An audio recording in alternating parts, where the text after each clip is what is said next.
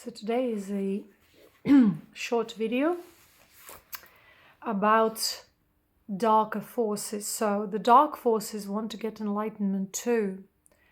And the dark forces are those which represent limitations, that defend their limitations, that defend limited paradigms of reality, that make us feel like we're living in ignorance. So this age is the age of darkness and ignorance, because there are a lot of limited paradigms, a lot of different ideas and ideologies which are conflicting, that are self-limiting and limiting each other. So, but the forces that defend these limited paradigms, you may say, are darker forces, but they are still interested in getting enlightened. And this is the paradox. So their role is to attack beings who represent light, because without that light, their limitations can't survive.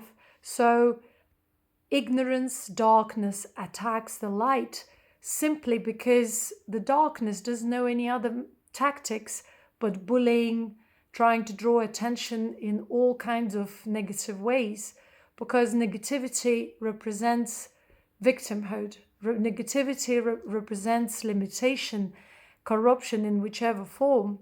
And so when negativity and limitation faces the light, it knows that it will be dissolved.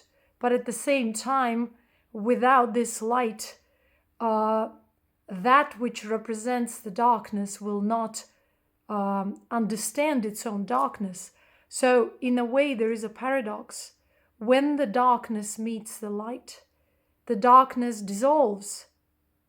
And it's kind of a paradox, because the darkness wants to survive, but in the face of the light, it melts and it realizes its own light essence. So because when the darkness meets the light, the light is not the human understanding of light. It's a powerful spiritual vibration. It's a level that cannot be understood through our senses. And so when the light meets the darkness vanishes, and all that remains is the light. Even if those forces represent the darkness, their ignorance, their darkness, their limitations will melt away. They might not be happy on a limited sense, but they cannot help it, but let it go. Or else they start suffering and feeling the pain of dissolution if they don't let go and surrender to that light that they're facing. Or else they shouldn't be facing the light. They should remain in their limitation and cultivate their limitation. But the thing is that they are not comfortable in their limitation, or they're neither comfortable in their limitation, nor they want to face the light. So they remain in between, in confusion, in delusion. And when they are facing the light, all their darkness comes up. They perceive their victimhood. They perceive their bullying, narcissistic behaviors. These narcissistic behaviors are their limitations. This comes from trauma, because they're not able to face this trauma otherwise. So that which represents the light will always bring up these limitations to their consciousness, to their awareness, to the surface. And so the darkness, even though trying to limit itself in a kind of unaware way, but still longing within for the light, because without that light, they cannot sustain even that limitation or the darkness.